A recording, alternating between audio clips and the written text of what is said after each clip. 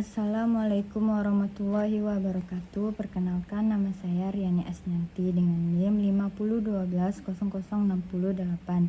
Di sini saya akan menjelaskan apa yang saya dapat dan mempelajari matematika, ekonomi, dan keuangan dari pertemuan pertama hingga keempat. Dari pertemuan pertama yang saya dapat yaitu matematika ekonomi berpikir matematis.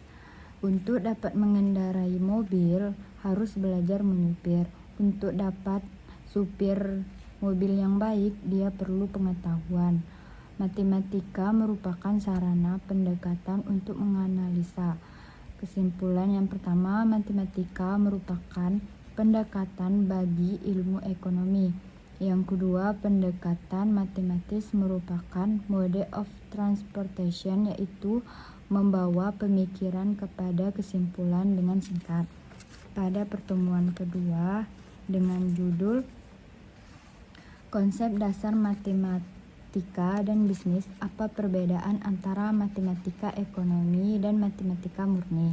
Matematika murni adalah disiplin ilmu yang digunakan pada seluruh elemen matematika itu sendiri. Matematika murni merupakan induk ilmu, sedangkan matematika ekonomi adalah ilmu matematika terapan yang hanya diterapkan pada dunia ekonomi. Bagaimana hubungan matematika dengan mode ekonomi? Seperti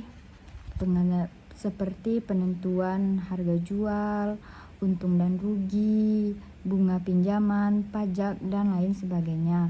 Membantu mengelola dan menilai rencana bisnis dan pembangunan, baik itu skala kecil, sedang, maupun besar.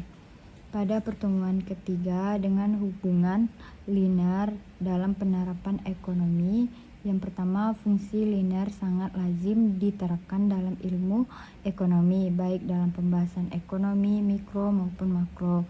Beberapa fungsi hubungan linear dalam penerapan ekonomi diantaranya yang pertama, fungsi permintaan, penawaran, dan keseimbangan, fungsi biaya dan penerimaan, fungsi konsumsi dan tabungan, dan analisis peluang pokok. Pada pertemuan keempat dengan konsep fungsi dan sistem persamaan linear serta aplikasinya dalam ekonomi, pengaruh pajak dan subsidi pada keseimbangan pasar. Pajak adalah iuran rakyat kepada kas negara berdasarkan undang-undang yang tidak dipaksakan dengan tiada mendapat jasa timbal balik yang langsung dapat ditunjukkan dan yang diinginkan untuk membayar pengeluaran umum. Sedangkan subsidi merupakan lawan atau kebalikan dari pajak itu sendiri. Pengaruh pajak terhadap keseimbangan pasar. Fungsi penawaran sebelum dikenakan pajak adalah P sama dengan F, buka kurung, Q, tutup kurung.